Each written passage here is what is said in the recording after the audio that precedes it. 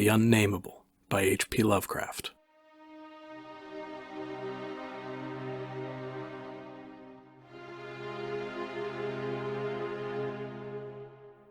We were sitting on a dilapidated 17th century tomb in the late afternoon of an autumn day at the old burying ground in Arkham, and speculating about the Unnamable.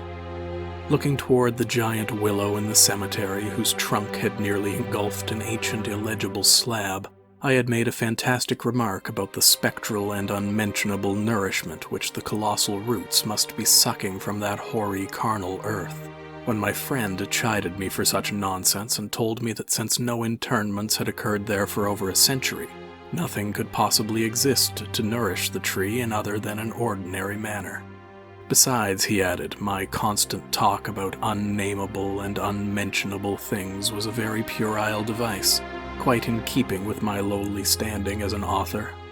I was too fond of ending my stories with sights or sounds which paralyzed my heroes' faculties and left them without courage, words, or associations to tell what they had experienced.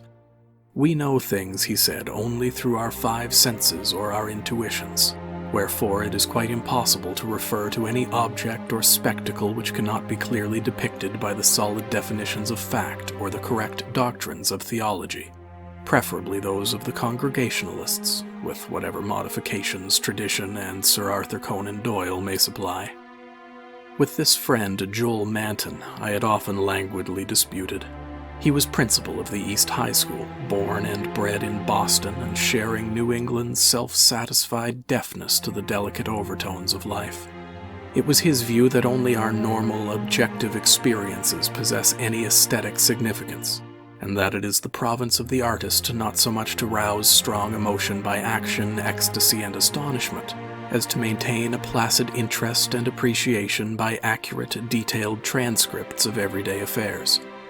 Especially did he object to my preoccupation with the mystical and the unexplained, for although believing in the supernatural much more fully than I, he would not admit that it is sufficiently commonplace for literary treatment, that a mind can find its greatest pleasure in escapes from the daily treadmill and in original and dramatic recombinations of images usually thrown by habit and fatigue into the hackneyed patterns of actual existence, was something virtually incredible to his clear, practical, and logical intellect.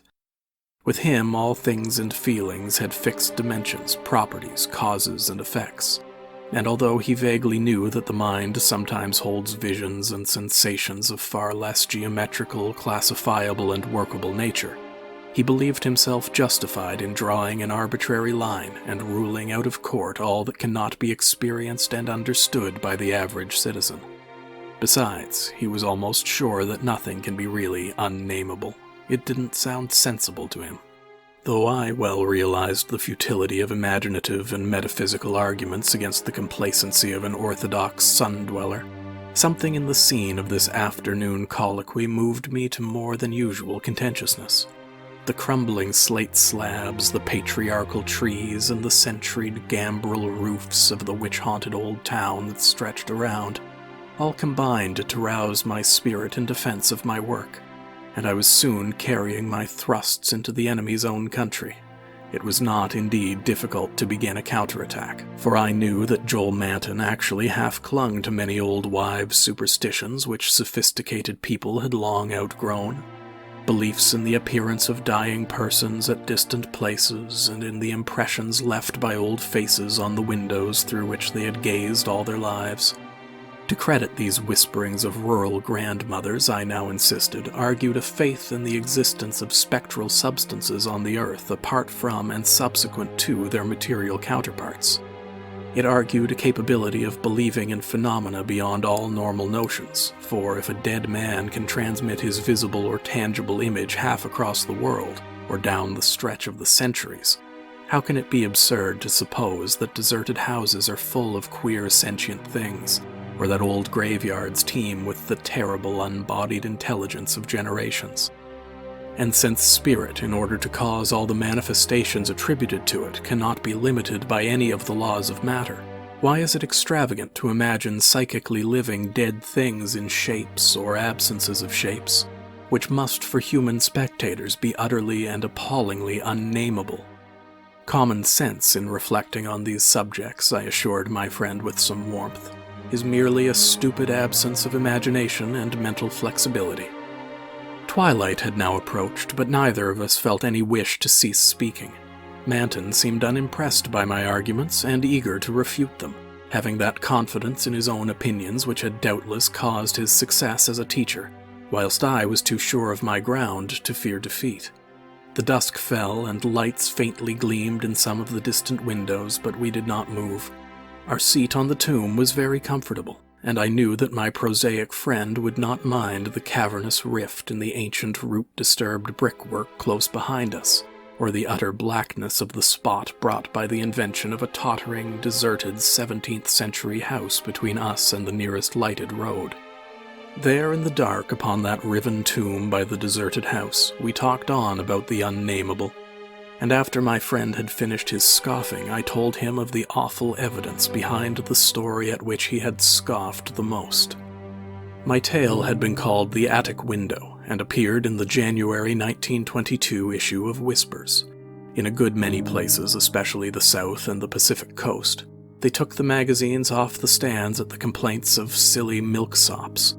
But New England didn't get the thrill and merely shrugged its shoulders at my extravagance. The thing, it was averred, was biologically impossible to start with, merely another of those crazy country mutterings which Cotton Mather had been gullible enough to dump into his chaotic Magnalia Christi Americana, and so poorly authenticated that even he had not ventured to name the locality where the horror occurred. And as to the way I amplified the bare jotting of the old mystic, that was quite impossible, and characteristic of a flighty and notional scribbler. Mather had indeed told of the thing as being born, but nobody but a cheap sensationalist would think of having it grow up, look into people's windows at night, and be hidden in the attic of a house in flesh and spirit, till someone saw it at the window centuries later and couldn't describe what it was that turned his hair gray. All this was flagrant trashiness, and my friend Manton was not slow to insist on that fact. Then I told him what I had found in an old diary kept between 1706 and 1723, unearthed among family papers not a mile from where we were sitting. That, and the certain reality of the scars on my ancestor's chest and back which the diary described. I told him, too, of the fears of others in that region, and how they were whispered down for generations, and how no mythical madness came to the boy who, in 1793, entered an abandoned house to examine certain traces suspected to be there.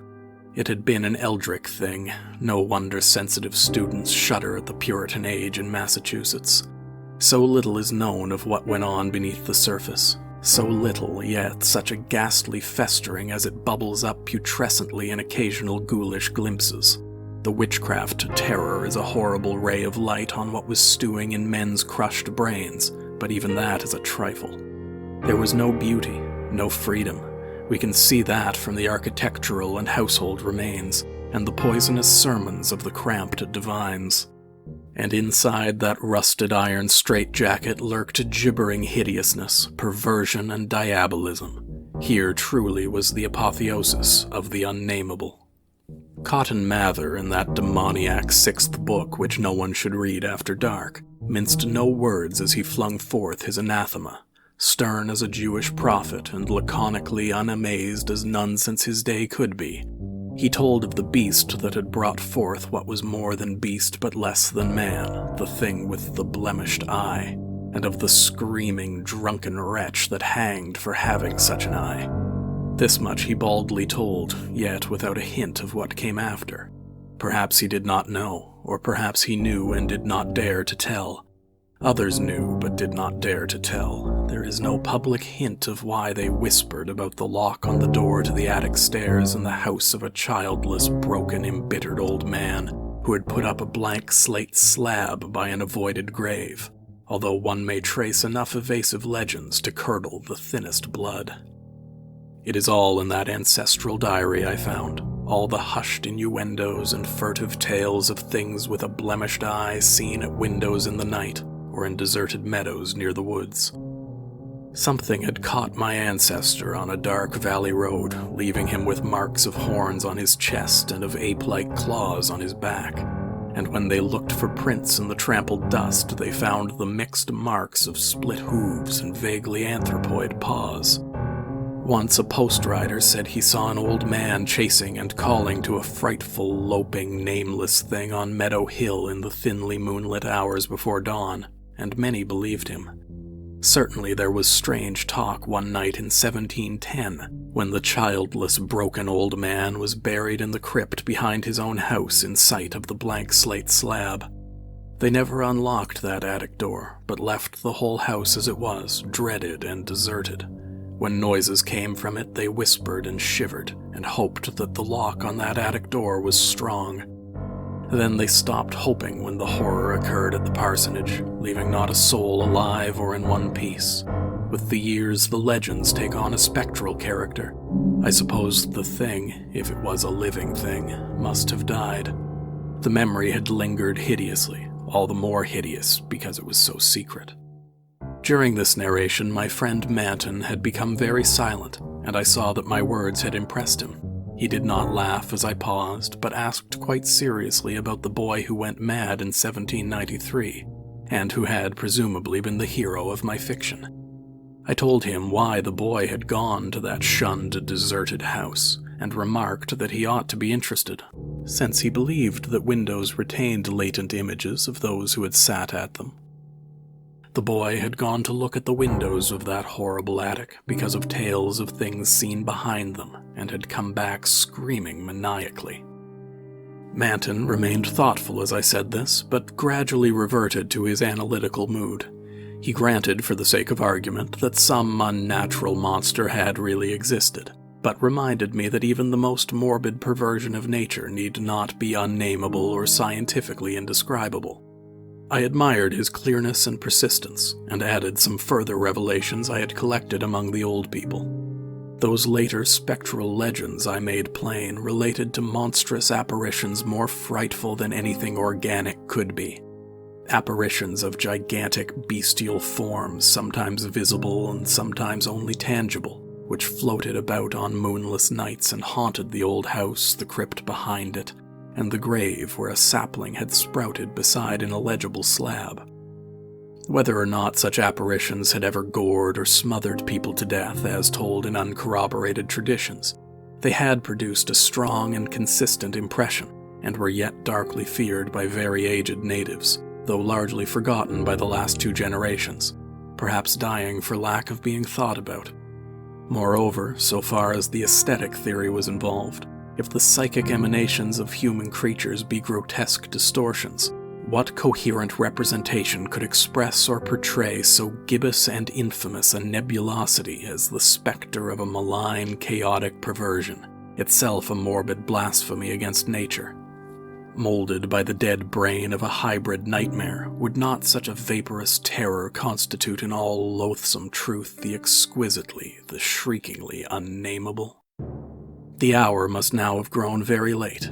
A singularly noiseless bat brushed by me, and I believe it touched Manton also, for although I could not see him, I felt him raise his arm. Presently he spoke. "But is that house with the attic window still standing and deserted?" "Yes," I answered. "I have seen it." "And did you find anything there, in the attic or anywhere else?" "There were some bones up under the eaves. They may have been what that boy saw. If he was sensitive, he wouldn't have needed anything in the window glass to unhinge him. If they all came from the same object, it must have been a hysterical, delirious monstrosity. It would have been blasphemous to leave such bones in the world, so I went back with a sack and took them to the tomb behind the house. There was an opening where I could dump them in. Don't think I was a fool. You ought to have seen that skull. It had 4-inch horns, but a face and jaw something like yours and mine." At last I could feel a real shiver run through Manton, who had moved very near, but his curiosity was undeterred. "And what about the window panes?" "They were all gone. One window had lost its entire frame, and in all the others there was not a trace of glass in the little diamond apertures. They were that kind, the old lattice windows that went out of use before 1700. I don't believe they've had any glass for 100 years or more. Maybe the boy broke 'em if he got that far, the legend doesn't say." Manton was reflecting again. I'd like to see that house, Carter. Where is it? Glass or no glass, I must explore it a little. And the tomb where you put those bones, and the other grave without an inscription, the whole thing must be a bit terrible. You did see it, until it got dark. My friend was more wrought upon than I had suspected, for at this touch of harmless theatricalism he started neurotically away from me, and actually cried out with a sort of gulping gasp which released a strain of previous repression. It was an odd cry, and all the more terrible because it was answered, for as it was still echoing I heard a creaking sound through the pitchy blackness, and knew that a lattice window was opening in that accursed old house beside us. And because all the other frames were long since fallen, I knew that it was the grisly, glassless frame of that demoniac attic window. Then came a noxious rush of noisome, frigid air from that same dreaded direction, followed by a piercing shriek just beside me on that shocking rifted tomb of man and monster. In another instant I was knocked from my gruesome bench by the devilish threshing of some unseen entity of titanic size but undetermined nature, knocked sprawling on the root-clutched mold of that abhorrent graveyard, while from the tomb came such a stifled uproar of gasping and whirring that my fancy peopled the rayless gloom with Miltonic legions of the misshapen damned. There was a vortex of withering ice-cold wind, and then the rattle of loose bricks and plaster, but I had mercifully fainted before I could learn what it meant. Manton, though smaller than I, is more resilient, for we opened our eyes at almost the same instant despite his greater injuries. Our couches were side by side, and we knew in a few seconds that we were in St. Mary's Hospital. Attendants were grouped about in tense curiosity, eager to aid our memory by telling us how we came there, and we soon heard of the farmer who had found us at noon in a lonely field beyond Meadow Hill, a mile from the old burying ground, on a spot where an ancient slaughterhouse is reputed to have stood. Manton had 2 malignant wounds in the chest, and some less severe cuts or gougings in the back. I was not so seriously hurt, but was covered with welts and contusions of the most bewildering character, including the print of a split hoof. It was plain that Manton knew more than I, but he told nothing to the puzzled and interested physicians till he had learned what our injuries were. Then he said we were the victims of a vicious bull, though the animal was a difficult thing to place and account for. After the doctors and nurses had left, I whispered an awestruck question. Good God, Manton, but what was it? Those scars. Was it like that? And I was too dazed to exult when he whispered back a thing I had half expected. No, it wasn't that way at all. It was everywhere. A gelatin, a slime, yet it had shapes, 1,000 shapes of horror beyond all memory. There were eyes and a blemish. It was the pit, the maelstrom, the ultimate abomination. Carter, it was the Unnamable.